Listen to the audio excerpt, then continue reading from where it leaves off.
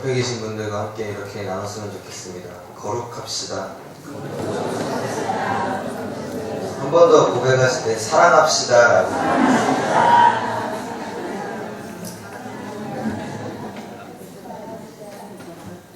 네, 오늘의 말씀 거룩하라 사랑하라입니다. 청주시에 명암교회라는 곳이 있습니다.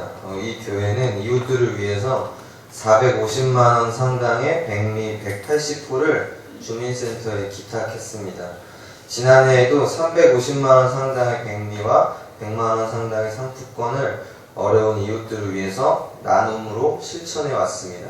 이렇게 기탁된 백미는 정부 지원을 받지 못하는 차상위 계층과 한부모 가정, 저소득, 독거노인, 그리고 장애인 등 어려운 이웃들에게 전해졌습니다.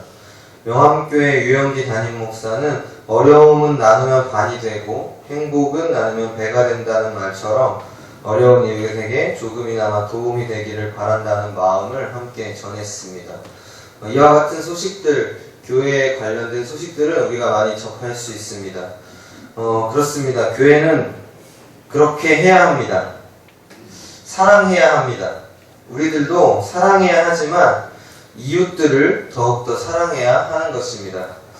그리스도인의 사명은 아픔을 온몸으로 안고 살아가고 있는 각 처소의 이웃들에게 양에게 꼴을 먹이던 예수 그리스도의 마음으로 위로와 사랑을 전하는 것이라고 생각합니다.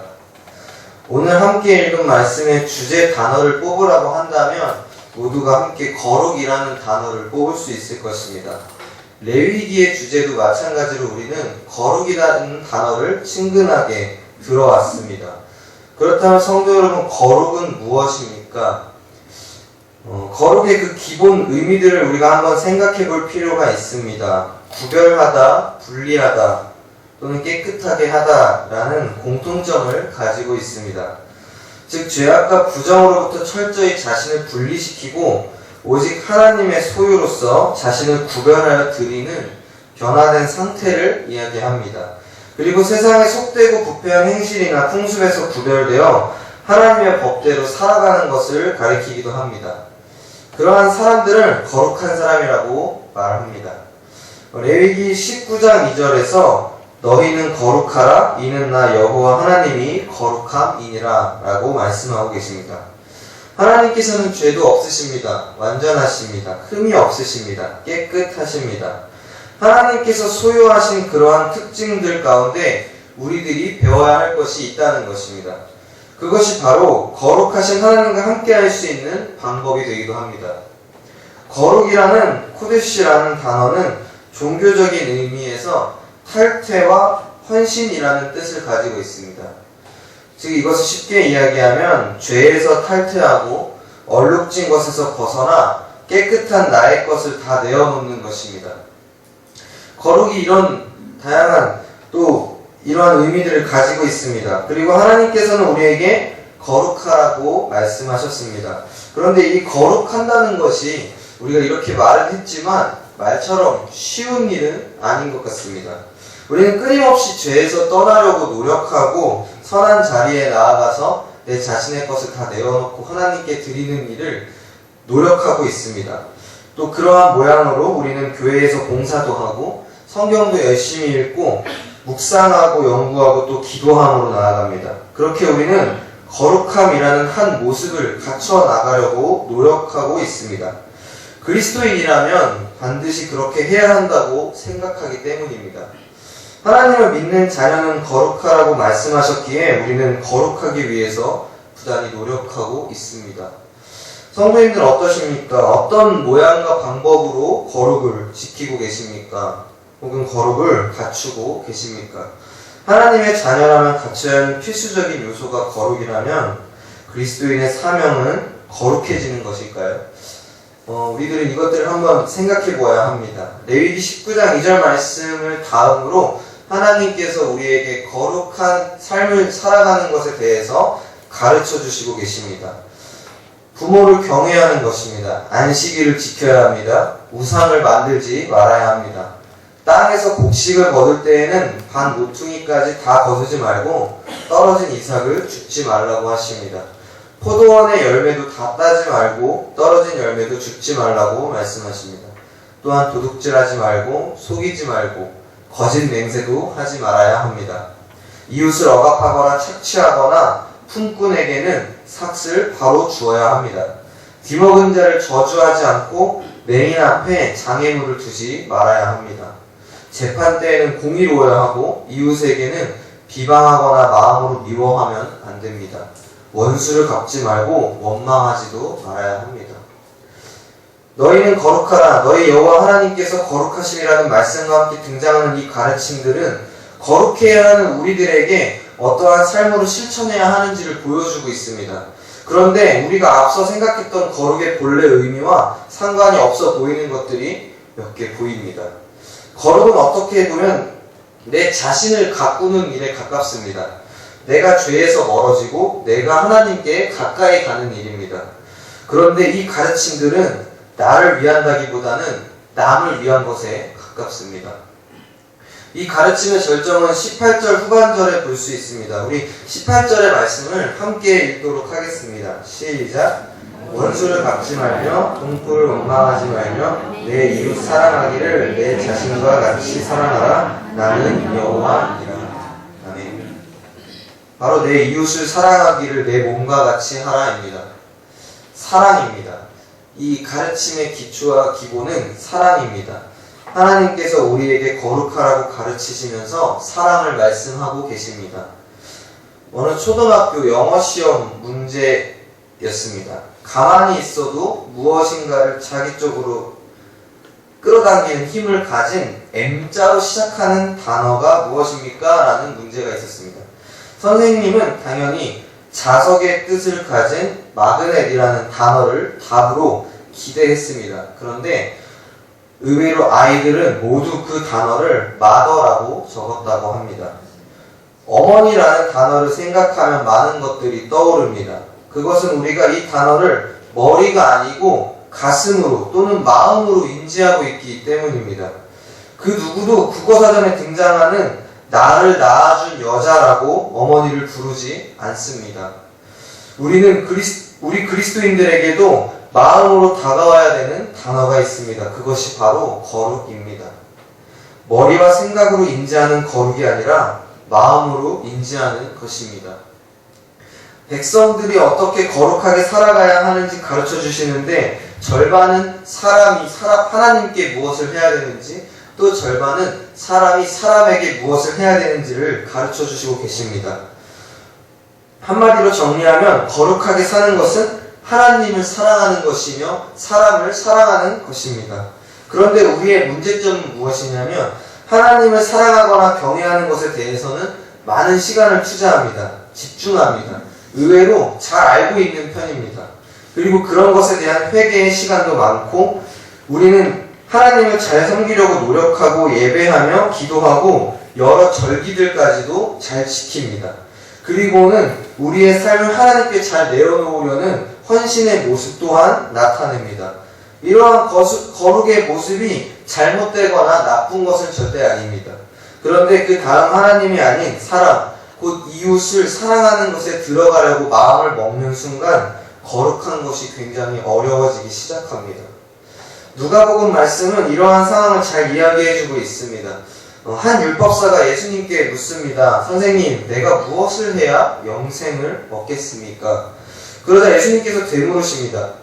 율법에 무엇이라 적혀 있느냐? 그 사람이 대답합니다. 하나님을 사랑하고 이웃을 사랑하라 했습니다. 예수님께서 다시 말씀하십니다. 옳다. 그대로 행하여라. 그리하면 살 것이다. 무슨 말입니까? 율법에서 가르치는 대로 하나님을 사랑하고 이웃을 사랑하면 영생을 얻을 수 있다는 것입니다.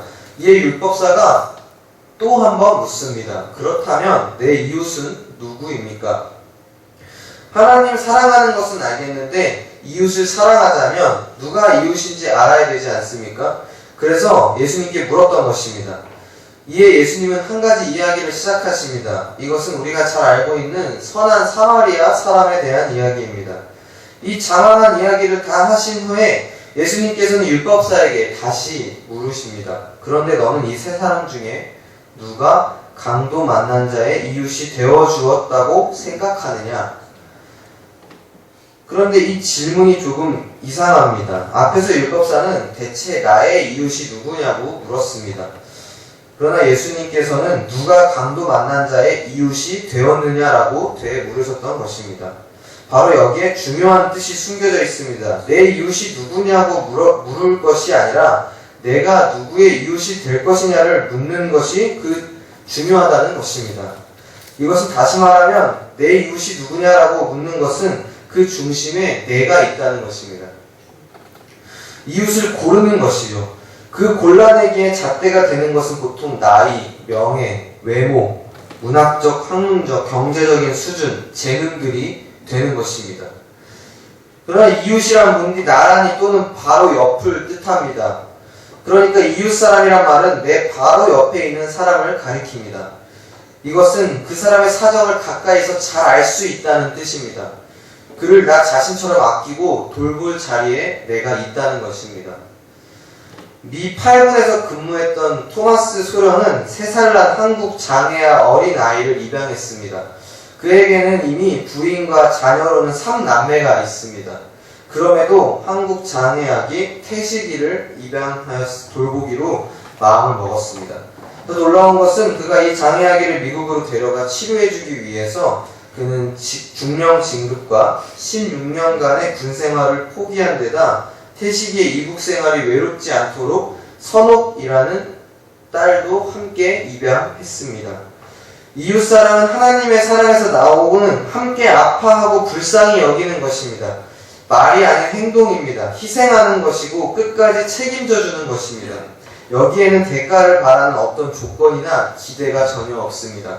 이것이야말로 진정한 선한 사마리아인의 이야기가 아닌가 생각해 보게 되었습니다. 우리는 이렇게 그냥 사랑하는 것이 아니라 헌신하여 이웃을 사랑하는 사람이 되어야 합니다. 재고 따지는 사랑이 아니라 나를 위한 사랑이 아니라 그저 옆에 있다는 이유로 사랑할 줄 아는 사람들이 되어야 합니다. 내 이웃을 내 몸과 같이 사랑하라. 이것은 신약 복음서에서도 예수님의 가르침으로 등장합니다. 마태복음 22장에서도 동일하게 예수님께서는 내 이웃을 사랑하라고 말씀하셨습니다. 그것은 우리가 지켜야 할 계명이기 때문입니다. 이처럼 우리에게 너무나 중요한 것은 바로 마음으로 사랑할 줄 아는 것입니다. 또한 이웃사랑입니다. 그런데 그리스도인들은 이러한 사명을 종종 잃어버리는 것 같습니다. 하나님을 사랑하면서 우리는 동시에 이웃을 사랑하는 것이 거룩한 것임을 늘 기억해야 합니다. 저는 개인적으로 요즘 같은 고민으로 생각에 잠길 때가 많습니다. 저에게 질문을 던집니다. 동현아, 너는 좋은 사역자이니? 너는 좋은 찬양 사역자이니? 너는 좋은 찬양 인도자이니? 또는 그런 좋은 사역자가 되기 위해서, 좋은 봉사자가 되기 위해서 책도 많이 읽고, 많이 노력하고, 많이 연구하고, 기도하니? 그렇다면 너는 좋은 그리스도인이니? 너는 정말로 거룩한 하나님의 자녀가 맞니? 이 하는 마지막 질문에 저는 하나님께 아무런 대답도 할 수 없었습니다. 많은 것을 준비하고 노력하고 어떤 모양이나 어떤 분야에서 좋은 사역자가 되기 위해서 끊임없이 노력한다고 생각했습니다. 또한 그것이 옳은 모습이고 하나님께 충분히 드려야 할 헌신의 모습이라고 저는 확신해 왔습니다. 그렇게 지내왔던 지난날들을 되돌아보며 내가 얼마나 진짜 그리스도인이 되었나를 한 번 더 생각해 보게 되었습니다. 믿음의 문제가 아니라 사랑의 문제였습니다. 거룩의 문제가 아니라 사랑의 문제였습니다. 학식과 지식의 문제, 재능의 문제가 아니라 사랑의 문제였습니다. 너 정말 사랑할 줄 아는 사람이니? 하고 물으시는 그 질문에 대답이 어려웠습니다. 교회에서 봉사도 하고 사역도 많이 하고 인정받는 사람이 되면 무엇합니까? 정작 사랑할 줄은 몰랐던 것입니다. 진짜 그리스도인이 되는 일은 저에게 너무 어려웠습니다. 오늘 이 시간 성도님들께 드리는 이 설교의 메시지가 저의 마음속 깊이 새겨들어야 하는 하나님의 말씀임이 분명합니다. 거룩하라, 사랑하라. 거룩한 것이 곧 사랑하는 것이고 사랑하는 것이 곧 거룩한 것인 줄 믿습니다. 요한복음에 등장하는 포도나무의 비유에서도 우리는 열매를 맺어야 한다고 말하고 있습니다. 참 포도나무는 열매를 맺는데 그 열매는 바로 사랑과 순종입니다. 나뭇가지인 우리들은 참 포도나무에 붙어서 그 포도나무에서 나오는 생명을 공유받게 됩니다.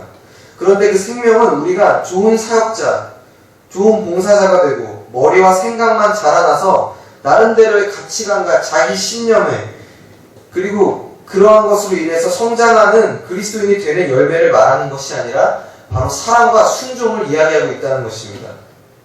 예수 그리스도의 생명은 우리에게 사랑을 열매 맺게 합니다.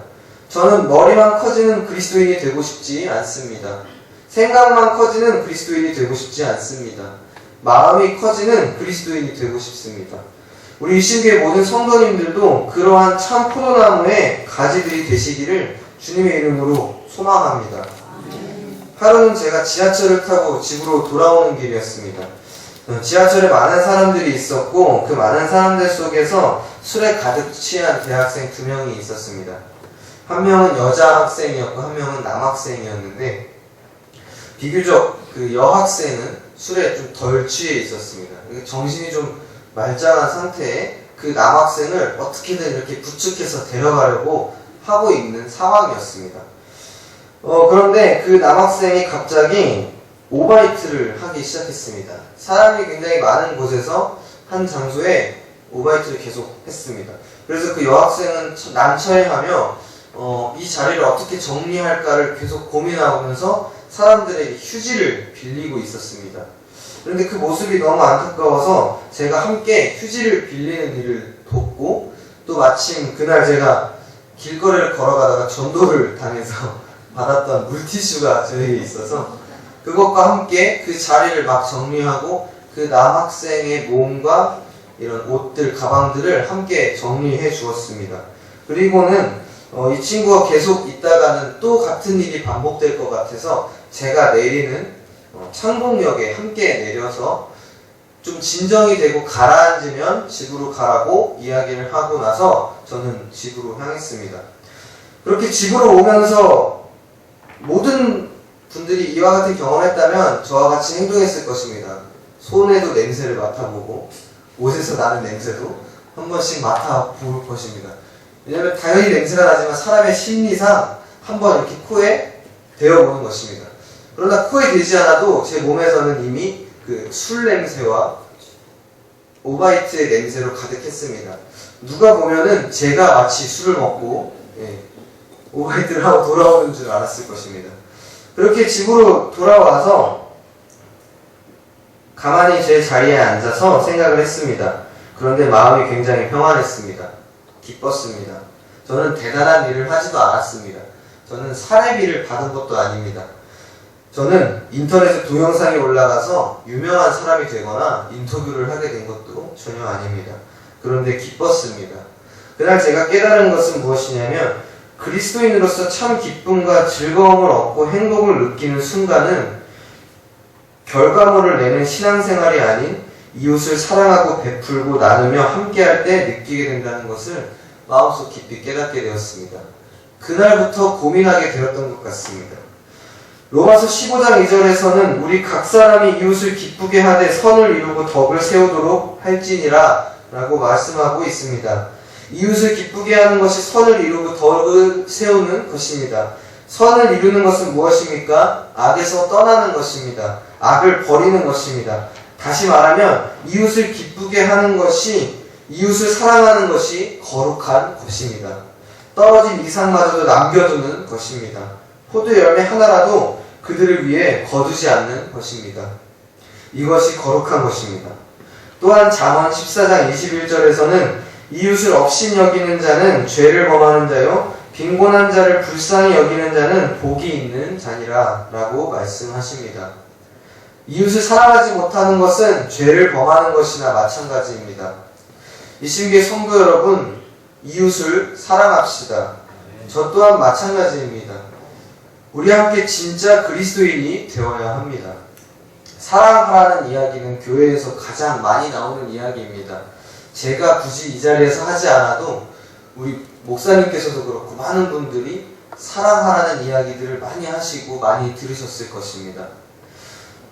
그리고 그것에 대한 실천을 하기 위해서 삶 속에서 많은 노력들도 하셨을 것입니다. 그러면서 이것이 참 쉬운 일이 아니라는 것도 함께 느끼셨을 것입니다. 그런데 그럼에도 제가 이 뻔한 이야기를 또 전하는 것은 이것이야말로 우리를 진짜 하나님 자녀가 되게끔 만들기 때문입니다. 이것이야말로 진짜 우리를 그리스도인 되게 하기 때문입니다. 다른 어떤 것들을 아무리 쌓아도 사랑하지 못한다면 우리는 잘못 믿어온 것이 되기 때문입니다. 내가 사람의 방언과 천사의 말을 할지라도 사랑이 없으면 소리나는 부리와 울리는 꽹과리가 되고, 내가 예언하는 능력이 있어 모든 비밀과 모든 지식을 알고 또 산을 옮길 만한 모든 믿음이 있을지라도 사랑이 없으면 내가 아무것도 아니오. 내가 내게 있는 모든 것을 구제하고 또 내 몸을 불사르게 내줄지라도 사랑이 없으면 내게 아무 유익이 없느니라. 아멘. 열심히 교회 다니고 하나님 예배하고 봉사하고 헌신한다고 해서 진짜 그리스도인이 되지 않는다는 것입니다. 무엇이든 사랑으로 할 줄 아는 사람이 진짜 그리스도인 되는 줄 믿습니다. 세상에 나가서도 전도할 때 잘 정리된 복음이나 교리적 내용들, 성경의 말씀이 사람들의 마음을 변화시키는 경우는 극히 드뭅니다.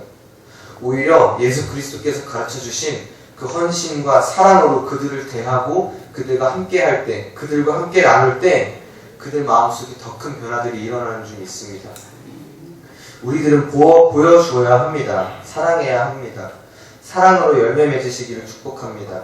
사랑할 줄 아는 그리스도인 되기를 주님의 이름으로 축복합니다. 기도하겠습니다. 사랑의 하나님,